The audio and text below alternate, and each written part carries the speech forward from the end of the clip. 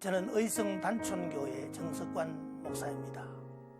오늘은 회복이라는 은혜의 말씀을 함께 나누면서 하나님의 은혜를 사모하도록 하겠습니다. 요한복음 15장 11절에 내가 이것을 너희에게 이름은 내 기쁨이 너희 안에 있어 너희 기쁨을 충만하게 하려 함이라. 인류 역사상 큰 사건이 두 가지가 있었는데, 하나는 하나님이 이 땅에 오신 성육신 사건이고, 또 하나는 예수 그리스도께서 십자가에 못 박혀 돌아가신 십자가 사건인 것입니다.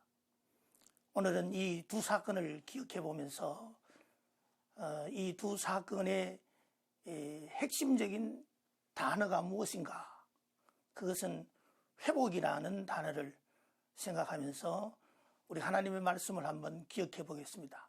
예수 그리스도께서 십자가에 못 박혀 돌아가시는 것은 하나님이 이 땅에 오신 목적을 이루려는 답을 주시는 겁니다. 그것은 우리를 원래의 자리로 데려가려는 하나님의 작정인 것입니다. 그것을 우리는 회복이라고 보는 것입니다. 이 회복의 은혜를 덧입은 자만이 온전히 예배의 자리로 나갈 수 있는 것입니다. 어릴 적 저는 시골에서 친구들과 함께 마당에 모여서 놀이를 하면서 자랐습니다.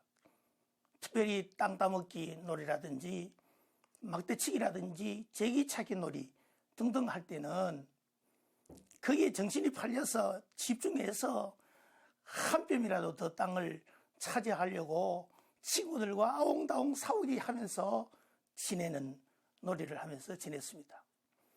그런데 한참 재밌게 노는 순간에 건너편에서 엄마가 내 이름을 부르면서 오라는 것입니다. 석환아, 밥 먹을 때 됐다, 오너라 하는 것입니다. 엄마의 음성을 듣고 부름을 듣고 모든 것을 다 툭툭 털어버리고 집으로 갔던 기억이 있는 것입니다.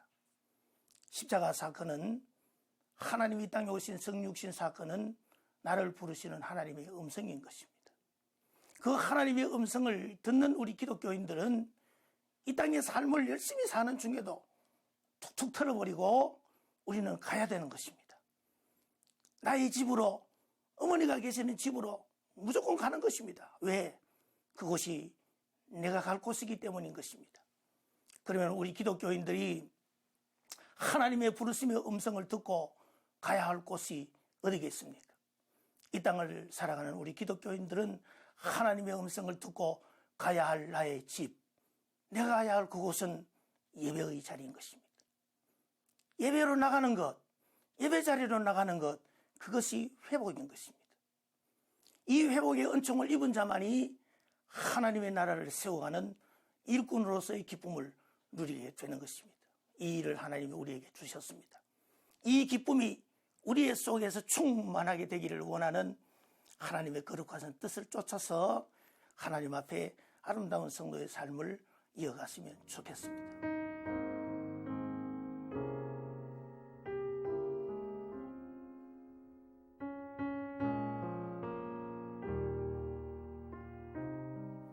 성육신 사건, 하나님이 이 땅에 오시는 사건, 나를 만나러 오셨습니다.